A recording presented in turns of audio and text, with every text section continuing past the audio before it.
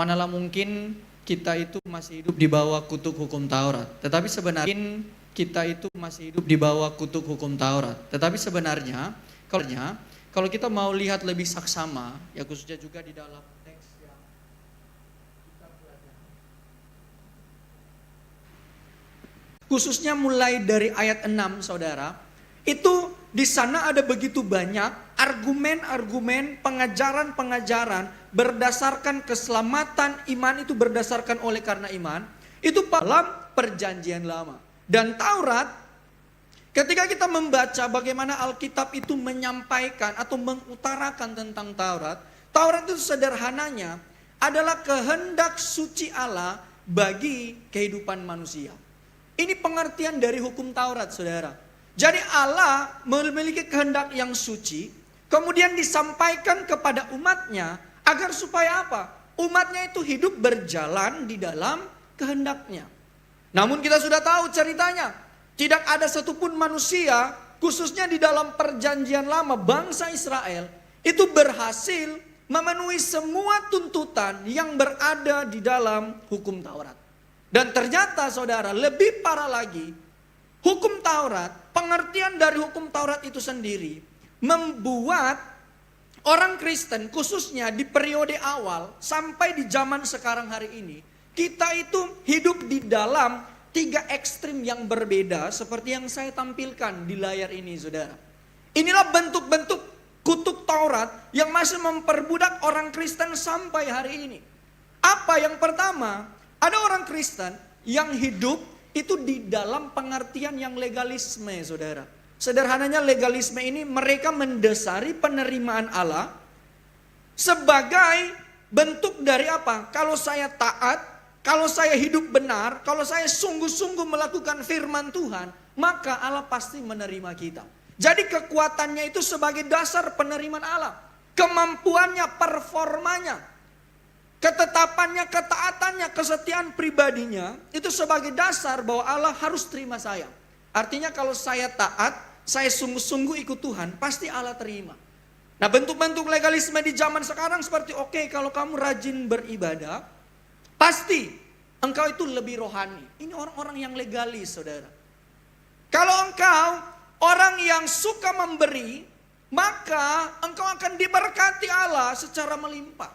Ini legalisme, saudara ya. Dia memberikan penerimaan Allah kepada kekuatannya, ketekunannya. Kalau engkau pelayanan, maka engkau pasti selamat. Jadi kalau yang gak melayani gak selamat, saudara.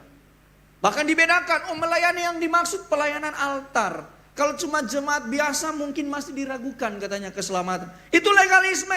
Bahkan pengampunan Allah itu dianggap bergantung pada bagaimana performa kita. Ini orang-orang legalis. Sehingga dia menekankan kepada apa yang dia dapat lakukan. Sehingga Allah menunggu responnya. Kalau dia baik, Allah juga baik. Kalau enggak baik, Allah juga enggak baik, saudara. Apakah seperti itu? Tentunya tidak. Bahkan ada kelompok yang kedua disebut dengan antinomianisme. Antinomianisme ini orang-orang yang menolak hukum. Sederhananya pengertiannya itu orang-orang yang merasa hidup itu bisa dengan sebebas-bebasnya. Oh, kalau saya sudah diselamatkan, saya mau buat dosa, hidup jauh dari kekudusan, pasti akan satu waktu Allah itu akan menyelamatkan saya. Ini antinomian, saudara. Dan bentuk yang paling nyata, orang-orang yang hidup dalam antinomian, ketika mendengar pemberitaan Injil yang berkaitan dengan dosa, mereka berkata, dosa itu nggak perlu dibicarakan di mimbar. Jangan tegur-tegur dosa. Mereka berkata, kekristenan itu kita sudah dimerdekakan, kita bebas. Kita bisa melakukan apapun seturut kehendak kita, asal yang kita lakukan itu baik. Bahkan pertobatan dianggap tidak penting bagi seorang yang percaya. Jadi nggak perlu bertobat. Yang penting hidup baik saja, saudara. Nah, ini orang-orang yang hidup dalam ekstrim antinomia. Dan bahkan, saudara, dari 2 ekstrim ini, kalau kita dengar ini sesuatu yang bertentangan dengan Injil, lebih parah lagi, ternyata ada ekstrim yang ketiga. Ya biasanya kita mungkin familiar dengar legalisme antinomian. Ternyata ada ekstrim yang ketiga. Bahkan Rasul Petrus sendiri terjebak dalam ekstrim ini. Hidup diperbudak dalam pengertian nomisme. Nomisme itu apa? Mereka berharap ketika mereka ikut Yesus, itu harus mengikuti atau melakukan, menunaikan hukum tertentu agar supaya mereka berkenan di hadapan Allah. Contoh-contoh yang paling nyata yang ditegur oleh Rasul Paulus seperti di dalam suratnya kepada jemaat di Galatia, salah satunya Petrus. Orang Yahudi berpikir, kalau mau ikut Yesus, supaya sungguh-sungguh jadi pengikut Yesus, itu harus sunat, saudara. Jadi semua ketetapan Taurat harus dipenuhi. Anak-anak harus ikut namanya upacara bar mitzvah. Ya ini nanti saudara bisa cari tahu apa itu upacara bar mitzvah. Kalau mau masuk ke namanya bait suci, harus ikut-ikut peraturan Taurat. Kalau mau makan harus cuci tangan. Seperti itu saudara ya. Kalau sekarang harus ya bersih. Kalau mereka kan berkaitan dengan kenajisan. Bahkan orang Yahudi itu kalau saudara lihat mereka tuh hidup. Ya bahkan kalau ada orang Indonesia yang mau hidup ke Yahudi-Yahudian ya. Banyak sekarang ya kekristenan yang ke Yahudi-Yahudian. Susah saudara jadi orang Yahudi. Mereka tuh cuci tangannya nggak kayak kita. Mereka itu menyiapkan ada namanya apa ya, cedokan air. Itu gagangnya 2 saudara. Jadi ketika mereka pegang gagang yang satu, ambil air, siram, dibilas, tangan yang kanan bersih kan. Nah tangan yang bersih ini sudah dianggap tidak najis, megang gagang yang satu lagi. Sehingga tidak najis, diambil lagi disiram saudara. Seribet itu saudara. Nah orang berpikir nomisme ini, kamu kalau ikut Yesus harus memenuhi hukum Taurat. Taurat itu tidak bisa ditinggalkan. Ya dalam pengertian yang tadi itu saya katakan, harus sunat, harus mengikuti tata cara dalam seperti makan dan minum dan lain sebagainya. Bahkan harus menunaikan sabat. Padahal Kristus sudah mengatakan, semua ketetapan hukum Taurat itu sudah digenapi ketika Kristus mati di kayu salib. Dan mungkin kita berpikir, wah saya enggak hidup nomisme. Sebenarnya saudara, di zaman sekarang hari ini, justru gereja Tuhan paling banyak hidup dalam ekstrim nomisme ini. Coba lihat saudara ya, ada berapa banyak denominasi gereja hari ini. Kurang lebih kalau yang saya tahu 300-an lebih saudara, denominasi Protestan. Belum lagi apa, cara ibadah. Belum lagi pengertian dogmatik yang berbeda. Sehingga semua merasa paling otentik, paling identik, paling Kristen, paling mengikuti Yesus saudara. Semua berpikir, saya nih yang paling dekat dengan Tuhan. Bahkan mempersoalkan hal-hal yang kurang penting di dalam pengajaran gereja. Oh kalau ibadahnya cuma doa yang suci, suci. Kurang ada Roh Kudusnya katanya. Harus apa? Yang lompat-lompat. Kebalikannya, yang ibadahnya menyanyi lagu him, nuduh yang lompat-lompat itu kedagingan. Seperti ini saudara hidup nomisme. Oh kalau ibadah harus begini dan begitu. Dan bahkan lebih parah lagi, saya selalu juga sampaikan kepada teman-teman ya yang di dalam gereja Tuhan, meskipun kita ya seperti gereja kita di tempat ini, penekanan kita kepada pengajaran saudara. Meskipun saya bilang kita penekanan kepada pengajaran, penggalian teks Alkitab. Tetapi jangan sampai kita itu merasa lebih berpengajaran dari gereja lain. Oh kami nih khotbahnya pengajaran, kuat, jemaat mengerti, betul saudara. Tetapi apa gunanya kalau itu tidak sampai mengubah kehidupan kita? Ada nggak kejadian? Ada saudara. Satu kali berkaitan dengan nomisme ini, ya hari-hari ini kan ada satu gerakan yang bagi saya cukup positif dan baik bagi gereja.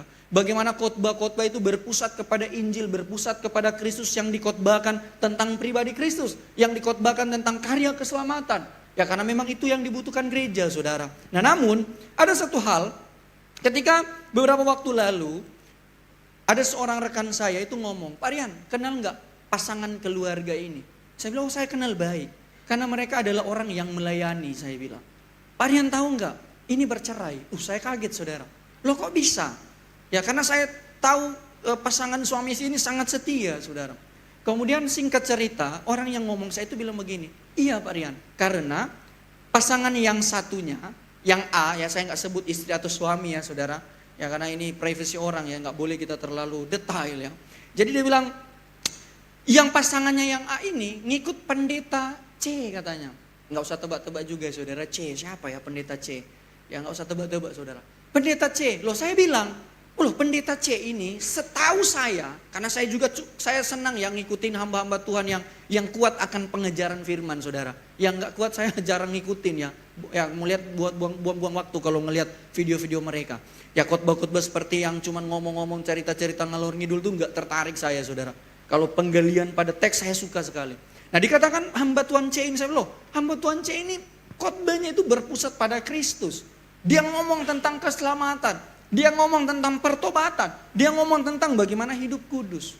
Kemudian yang orang cerita ke saya itu bilang begini, iya Pak Rian, persoalannya pasangan A ini suka sekali ke pengkhotbah C ini, pasangannya yang B itu apa? Nggak suka ke pengkhotbah C ini. Sehingga yang A itu bilang apa? Kalau kamu nggak ikut pengkhotbah C ini, kamu nggak selamat. Bayangkan saudara. Kenapa terjadi seperti ini? Karena kita seringkali menyandarkan pengertian kita, dasar kebenaran di dalam kehidupan kita, itu bukan kepada Injil, bukan kepada pribadi Kristus, tetapi kita sandarkan kepada sesuatu apa yang kita anggap benar, sesuatu yang apa yang kita anggap aman dalam hidup ini. Sehingga kita perlu tahu apa itu Injil. Injil berbicara tentang kabar baik, bagaimana Allah mendamaikan atau ada rekonsiliasi antara Allah dan manusia yang berdosa di dalam Kristus Yesus. Itulah penebusan yang Kristus nyatakan. Injil bagaimana manusia dibenarkan oleh iman kepada Kristus. Ibadah yang pertama saya sudah bahas saudara. Kalau saudara ingin bebas dari yang namanya perbudakan hukum Taurat, saudara harus benar-benar memiliki iman kepada Yesus. Dan iman itu tidak berhenti, tetapi iman yang sejati akan menuntun kita kepada kesetiaan melakukan firman Tuhan.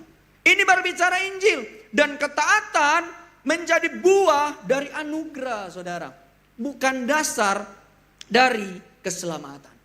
Sehingga saudara perlu tahu, untuk kita benar-benar bebas, bukan dalam artian bebas dari kutuk hukum Taurat. Oh saya nggak perlu lagi melakukan jangan mencuri, jangan bersaksi dusta. Bukan saudara. Tetapi bagaimana di dalam Kristus, nilai-nilai dalam hukum Taurat kita lakukan bukan karena kita takut untuk dihukum, tetapi kita lakukan karena kita tahu kasih Tuhan dicurahkan dalam kehidupan kita. Dan di dalam Galatia 3 ayat 10, jelas sekali saudara, Rasul Paulus mengatakan, sebab sama seperti mereka yang hidup dari pekerjaan hukum Taurat atau melakukan Taurat dengan setia, melakukan Taurat dengan sungguh-sungguh, dikatakan apa? Mereka ada di bawah kutuk. Ini mengerikan sekali saudara. Orang yang sungguh-sungguh melakukan Taurat, justru Paulus katakan mereka di bawah kutuk.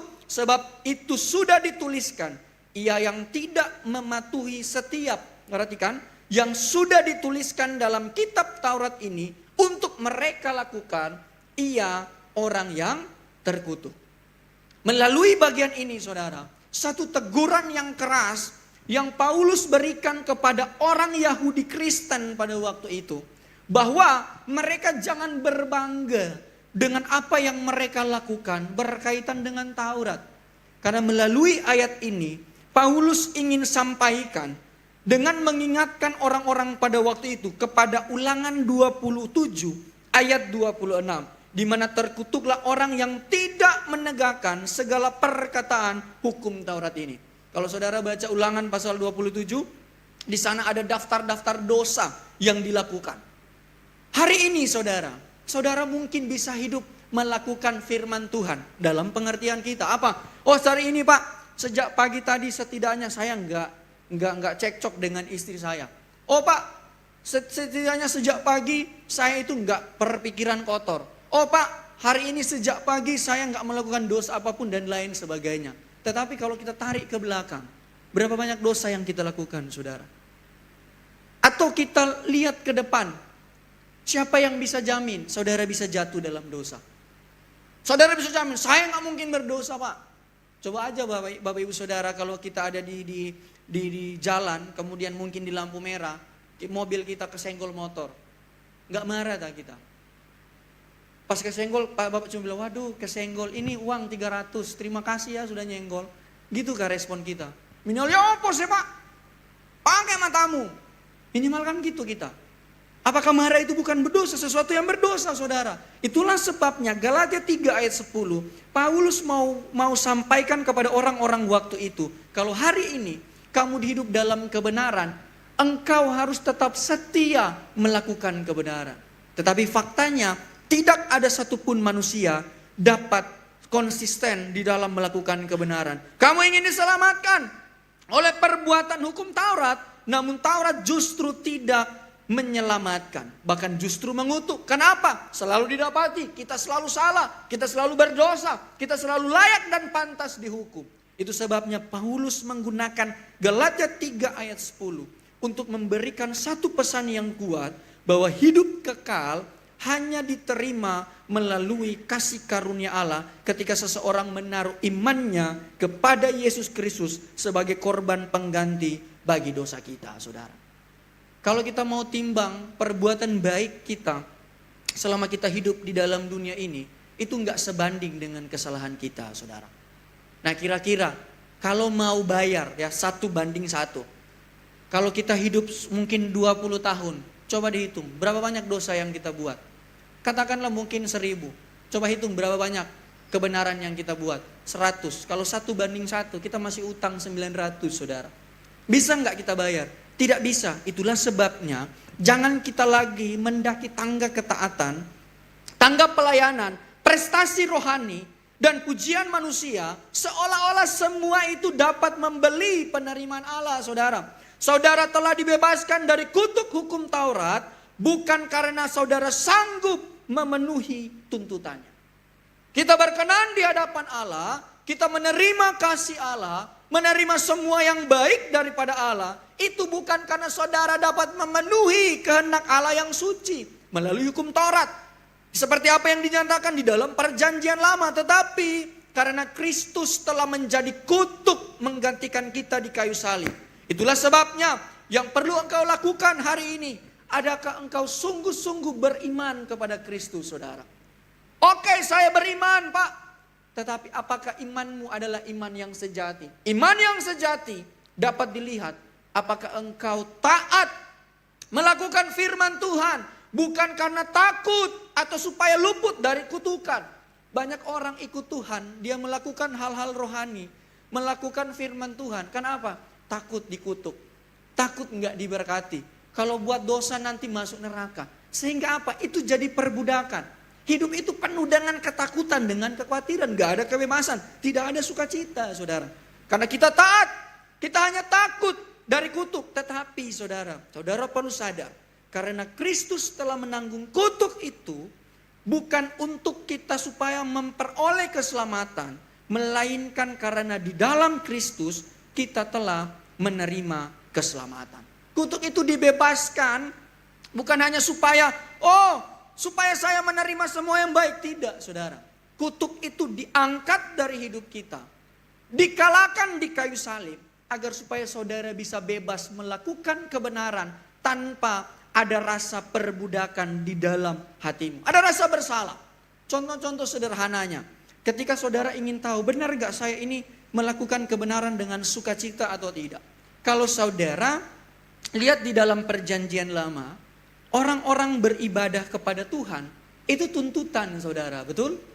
Kamu harus beribadah, begitu kan perintah nabi-nabi. Harus beribadah, harus beribadah. Kalau enggak beribadah apa yang diterima? Penghukuman saudara. Itu di dalam perjanjian lama, tetapi di dalam perjanjian baru, Injil, ibadah itu bukan lagi tuntutan. Tetapi ibadah buah dari keselamatan. Sehingga ketika saudara datang beribadah beda dengan orang perjanjian lama. Waduh, datang bawa korban persembahan supaya apa? Dosa diampuni, dosa-dosa dihapuskan selama 1 tahun. Supaya apa? Kita tidak dikutuk, kita tidak dihukum. Tetapi berbeda dengan kita di zaman sekarang, saudara. Saudara datang beribadah karena saudara tahu, saya tak dapat balas kasih dan kebaikan Tuhan. Sehingga saya harus membawa seluruh kehidupan saya sebagai persembahan yang berkenan di hati Tuhan. Itu perbedaannya, saudara. Saudara berdoa bukan lagi supaya minta ini dan itu, saudara. Saudara berdoa hari ini sebagai bukti engkau tidak sanggup hidup di dalam dunia ini tanpa genggaman tangan Tuhan yang kuat.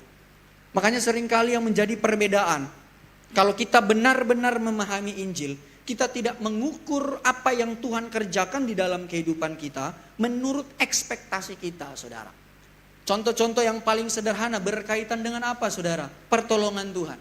Kalau saudara berpikir pertolongan Tuhan itu harus sesuai dengan apa yang engkau pikirkan, apa yang engkau ekspektasikan, engkau akan kecewa, saudara. Contoh di dalam Alkitab, ketika Petrus di penjara, saudara. Mereka berdoa, apa pertolongan Tuhan? Tuhan tolong ya, rantai-rantai di penjara itu belenggu-belenggu dibebaskan, saudara. Tetapi ketika Rasul Yakobus di penjara, berdoa enggak Rasul Yakobus? Berdoa, saudara. Tetapi apa jawaban Tuhan? Kepalanya dipenggal.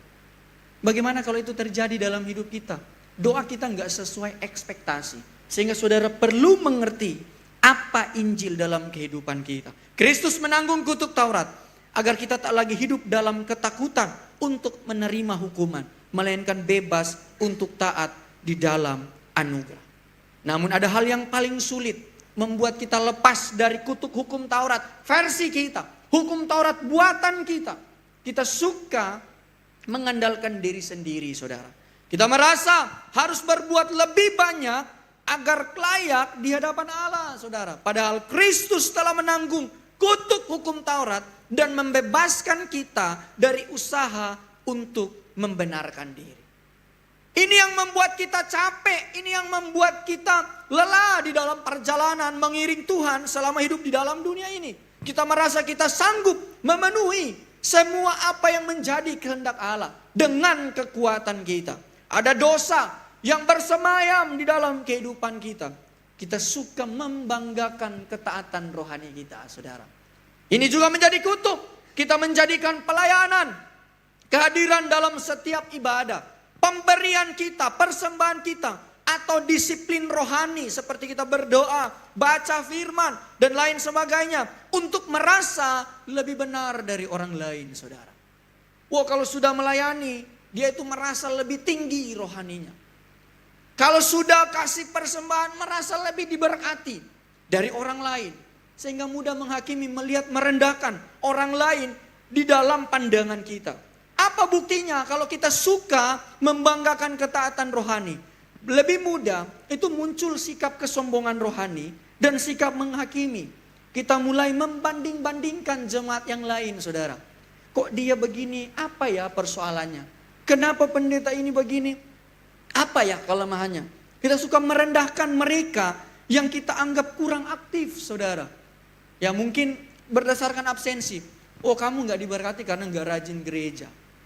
Yo, bagaimana yang rajin gereja tapi secara ekonomi hidupnya begitu-begitu saja, saudara. Nah, kita suka menilai dengan hal seperti itu. Dan akhirnya kita lebih sibuk membuktikan diri bahwa kita lebih rohani daripada orang lain ketimbang kita menikmati anugerah Kristus. Membanggakan diri yang terjadi hal-hal seperti ini di dalam kehidupan kita.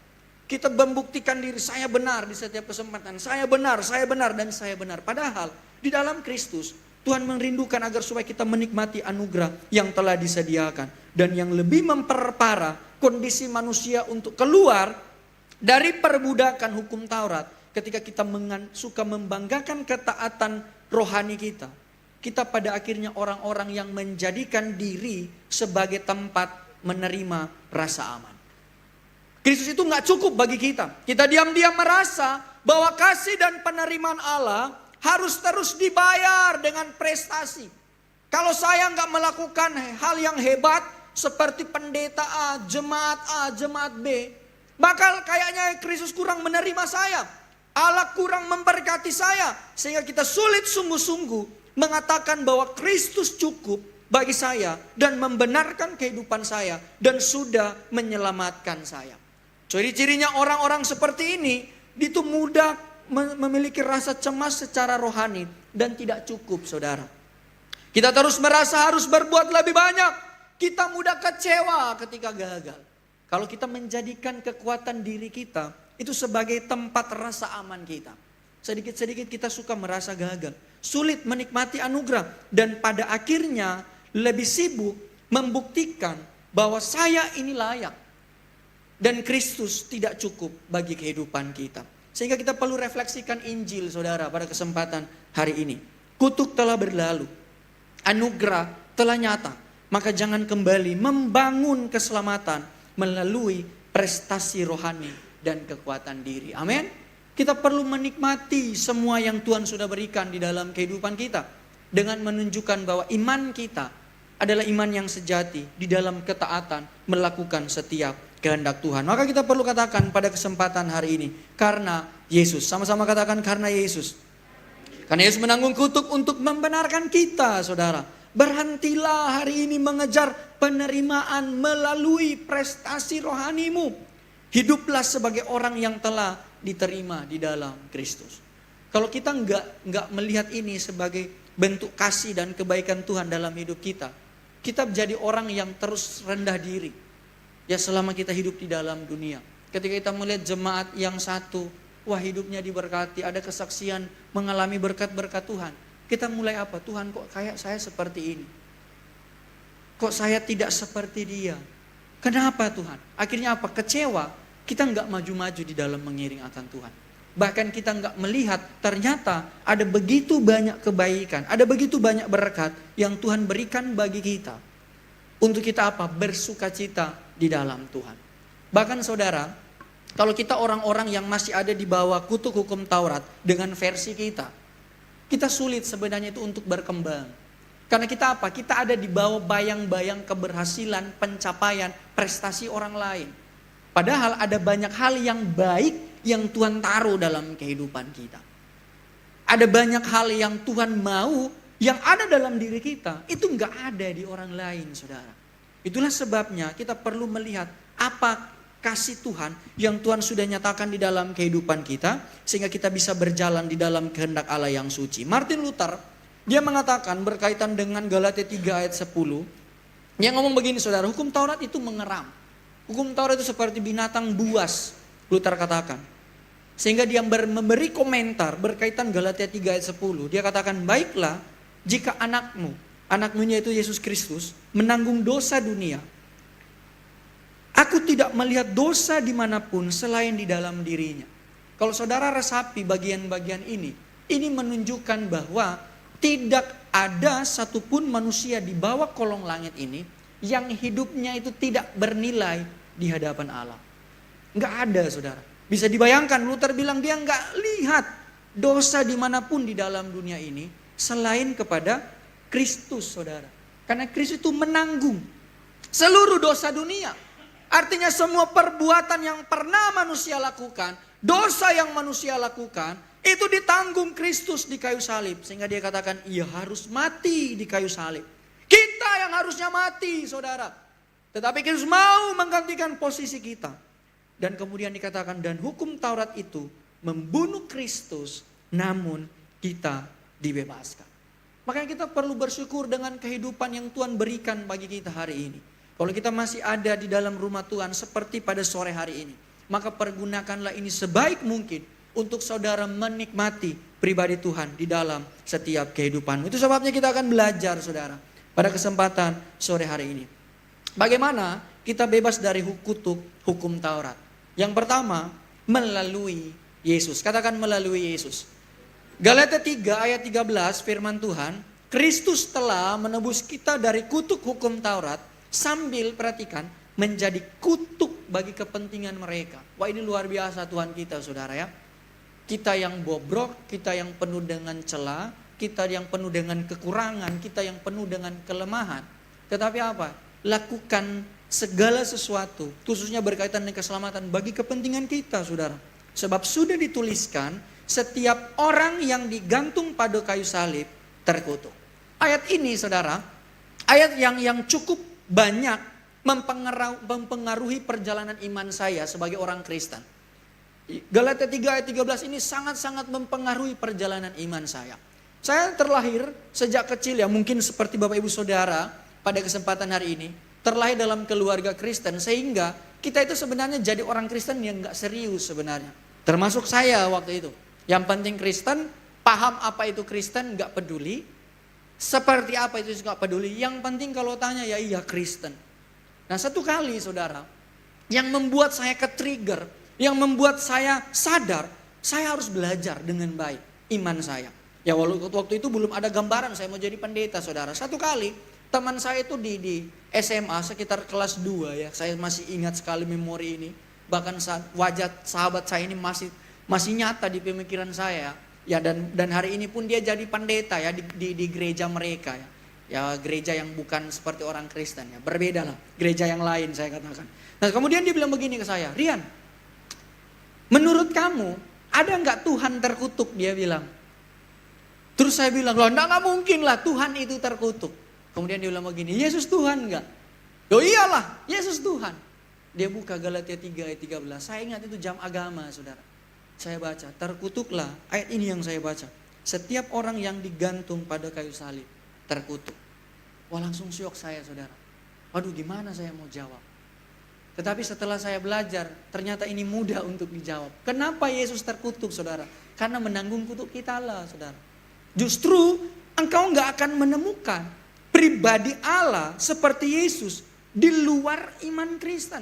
Yang mau sibuk dengan urusan kepentingan ciptaannya, saudara. Anda gak dapat menyebut Allah itu kasih, Allah itu dekat dengan kita, kalau dia tidak mencari kita dan menunjukkan kasihnya melalui apa yang Kristus sudah lakukan di kayu salib, saudara. Dia menggantikan posisi kita. Dan di sini jelas dikatakan kebebasan dari hukum Taurat itu hanya dapat dipenuhi ketika Kristus telah menebus kita dari kutuk hukum Taurat.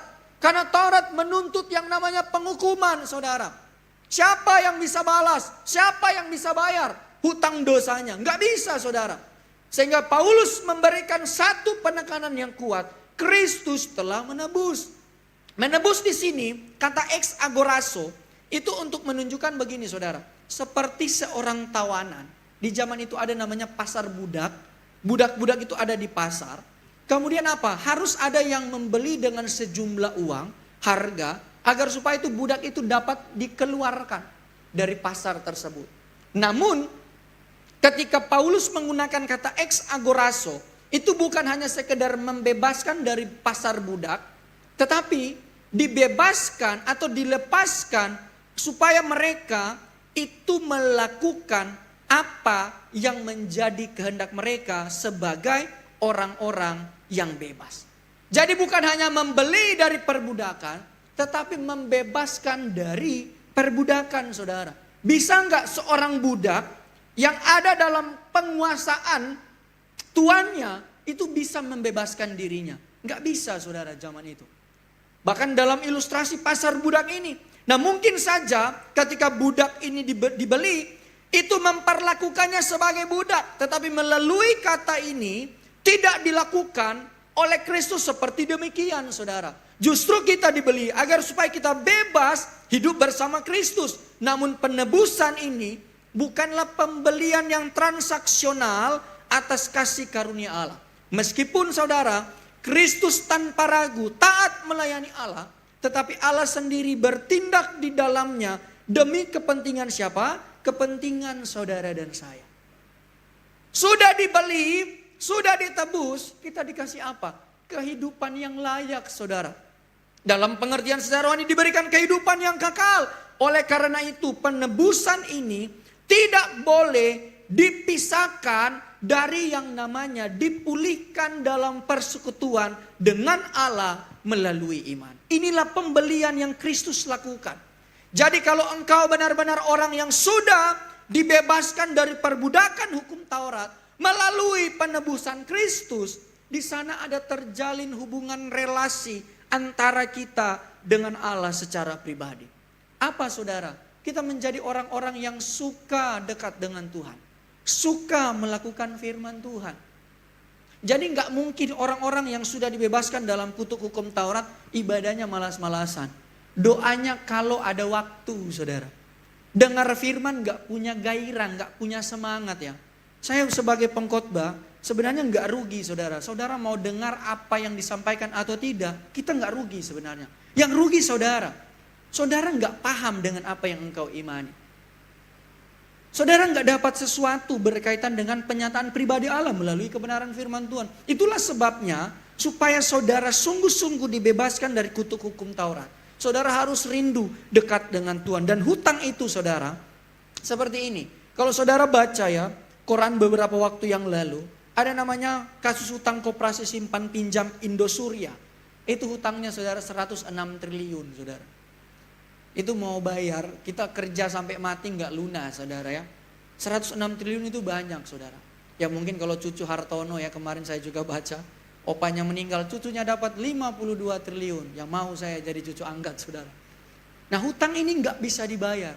Betapa lebih lagi hutang dosa saudara. Nah Kristus tidak menebus kita untuk sekedar mengganti bentuk perbudakan. Tetapi untuk memindahkan kita dari kutuk kepada anugerah. Dari perbudakan dosa kepada kebebasan di dalam Kristus. Maka kita perlu bertobat. Bukan sekedar karena takut pada hukuman.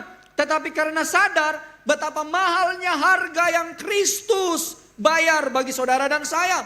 Maka kita perlu pandang salib. Tinggalkan dosa. Bebaskan hidupmu dari belenggu-belenggu hukum Taurat. Lepaskan pembenaran diri yang seringkali menjadi hukum Taurat versi diri kita sendiri. Dan hiduplah dalam ketaatan sebagai ungkapan syukur kepada Kristus Sang Penebus. Salib membayar harganya saudara. Anugerah membuka jalannya.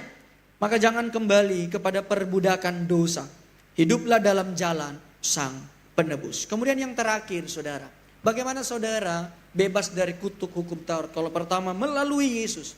Yang kedua saudara, penebusan Kristus di kayu salib akan membawa engkau kepada perjumpaan dengan pribadi Sang Roh Kudus. Yang kedua, melalui Roh Kudus. Galatia 3 ayat 14, sederhana saja pada bagian ini.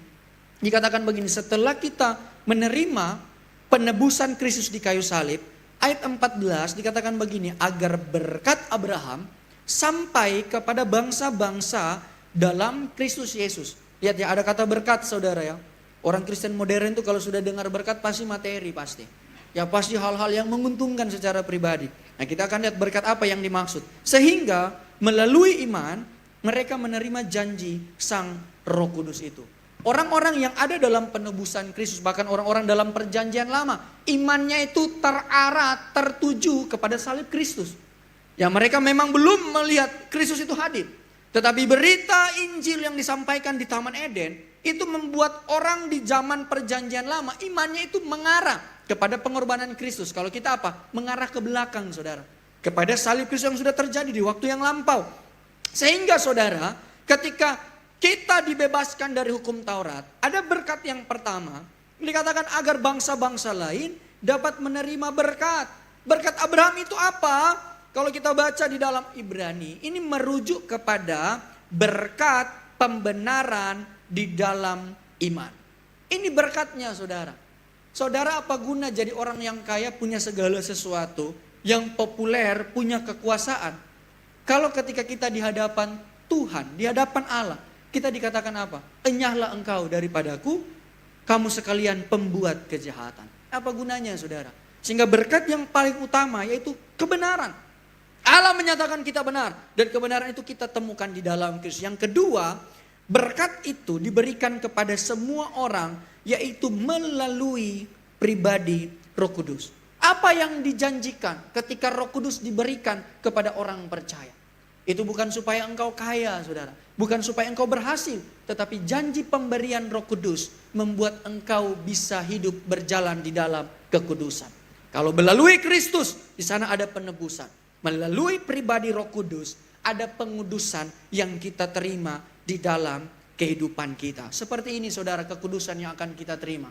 Kalau saudara tanam pohon, pohon itu bertumbuh.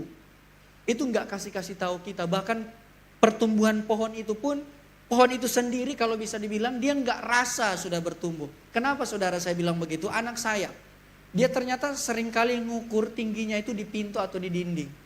Kemudian dia bilang begini, Pak, kok saya nggak rasa saya bertumbuh, dia bilang.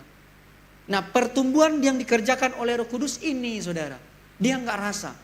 Kalau pertumbuhan berdasarkan pembenaran diri yang saya sudah jelaskan tadi, itu apa? Suka dipamer-pamerkan. Oh saya nih begini, saya nih begitu. Supaya orang tahu saudara, ini pembenaran diri. Kalau kita berjalan dalam Roh Kudus, pengudusan itu terjadi, pertumbuhan itu tidak perlu untuk kita sebutkan. Nah, penebusan Kristus tidak berhenti pada pengampunan dosa, tetapi membawa kita kepada pembenaran oleh iman dan pengedusan melalui Roh Kudus. Allah tidak menyelamatkan kita karena prestasi kita, dengar baik. Tidak menyelamatkan kita atau karena perbuatan baik kita. Dan Allah juga tidak meminta saudara dan saya untuk menguduskan dirimu dengan kekuatanmu sendiri. Tetapi apa? Semua itu dikerjakan oleh Kristus sebagai keselamatan bagi kita. Dan Roh Kudus yang mengerjakan pembaruan, yang mengerjakan pengudusan di dalam setiap kehidupan kita. Sehingga kita perlu bertobat dari hati yang merasa mampu, saudara, untuk hidup benar. Dari kemalasan yang menolak untuk Roh Kudus bekerja, mengoreksi, menguduskan, membarui setiap kehidupan kita. Maka hari ini saudara perlu percaya kepada Yesus dengan sepenuh hati. Tunduklah kepada pimpinan Roh Kudus dan hiduplah dalam pengudusan sebagai buah dari keselamatan yang telah dianugerahkan. Saya undang pemain musik. Kristus membenarkan oleh iman, saudara. Roh Kudus menguduskan dalam kehidupan. Jangan bangga pada diri, tetapi biarkan Roh membentukmu setiap hari. Sehingga yang menjadi kekuatan Injil pada kesempatan hari ini, Yesus membayar harga penebusan. Roh Kudus mengerjakan pembaruan. Kristus membebaskan kita dari kutuk. Roh membentuk kita dalam kekudusan. Dominus omnium dedit, apostolis suis, potestatem evangelii, solidio gloria. Tuhan Yesus memberkati kita semua. Berikan tepuk tangan bagi Tuhan kita, Yesus Kristus. Mari kita bangkit berdiri, saudara. Kita bersyukur buat setiap kebenaran firman Tuhan yang